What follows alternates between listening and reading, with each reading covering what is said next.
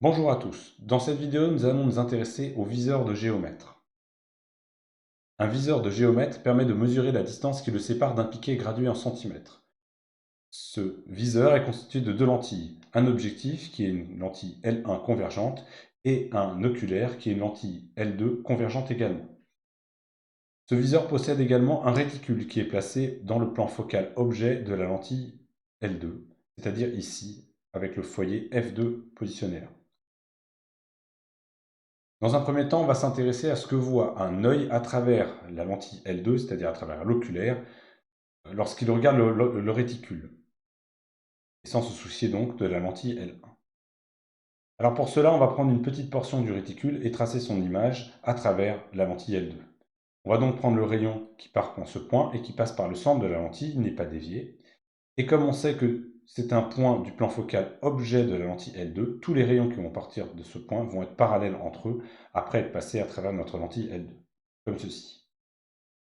Les rayons qui vont taper dans notre œil vont donc tous arriver parallèles et ils vont converger en un point du plan focal, cette fois-ci, image de notre œil sur la rétine.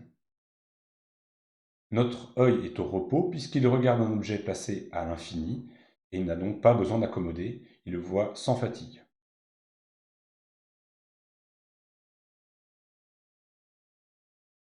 Dans une deuxième partie, nous allons nous intéresser au piquet. Le piquet va être placé à une distance d de l'objectif L1 et on cherche à donner la distance x entre la lentille L1 et le réticule pour que l'image de AB se forme parfaitement au niveau du réticule. Pour cela, c'est très simple, on va faire le tracé dans un premier temps, on prend le rayon qui est parallèle et qui passe par F1', on prend le rayon qui passe par le centre et on veut que cette image se forme au niveau du réticule. Pour calculer cette distance x, on applique donc la formule de conjugaison à la lentille L1, 1 sur O1A' moins 1 sur O1A est égal à 1 sur F1', et on obtient O1A' est égal à O1A F1' sur O1A plus F1'. Si on écrit cette équation en remplaçant par les distances que l'on nous donne dans l'énoncé, on a que O1A c'est la distance moins D et que c'est tout. Et on obtient directement que cette distance vaut D F1' sur D moins F1'. Et c'est directement la distance X qui est, elle, positive. Mettons cette formule de côté pour la suite. En réalité, le réticule est divisé en plusieurs graduations. Et ce qui va se passer, c'est que quand on place notre piquet AB, son image va se superposer au réticule.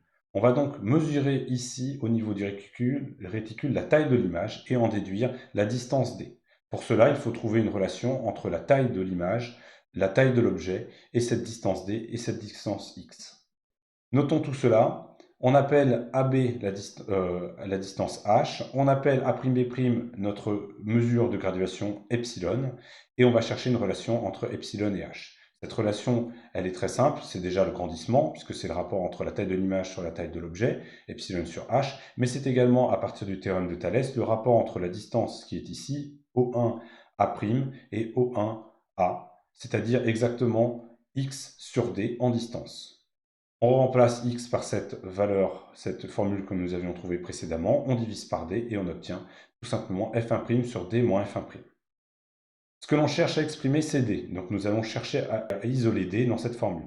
On inverse de ce côté-là, donc on va inverser de ce côté-là, on obtient d moins f1' sur f1' est égal à h sur epsilon, et on va isoler d. d est égal à f1' h sur epsilon plus f1'. On peut également factoriser par f1', et on obtient que d est égal à h sur epsilon plus 1 fois f1'.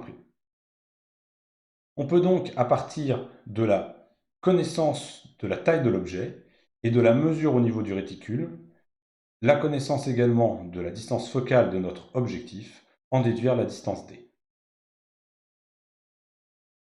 On arrive donc à une application numérique. On imagine que nous avons une graduation de 40 cm ici, plus ou moins 0,5 cm, et dont l'image est visible au niveau du réticule et vaut 2 mm au niveau du réticule. Si on fait le calcul, on se retrouve donc avec 40 sur 0,2. Ici, tout est 100 cm, donc il n'y a pas de problème d'unité. Plus 1, c'est sans unité. Fois 10, j'obtiens un résultat en centimètres que j'ai converti en mètres, c'est-à-dire 20,1 mètres. 20 mètres à peu près, un peu plus de 20 mètres. Alors qu'en est-il de l'incertitude? On vous dit qu'on a une incertitude sur la hauteur de l'objet ΔH de 0,5 cm. On va considérer qu'on n'a aucune incertitude de mesure ici sur epsilon. On a donc l'incertitude de ΔD qui peut être donnée par la dérivée de D par rapport à H fois le ΔH. On a d'autres méthodes pour calculer cette incertitude, mais ici nous avons pris la méthode des dérivations. Donc on obtient que la dérivée de ce terme-là par h, c'est très simple, puisqu'on a h au numérateur. On obtient donc 1 sur epsilon fois f1' pour la dérivée, fois le delta h. Et on obtient donc 0,25 mètres d'incertitude sur notre mesure de 20 mètres.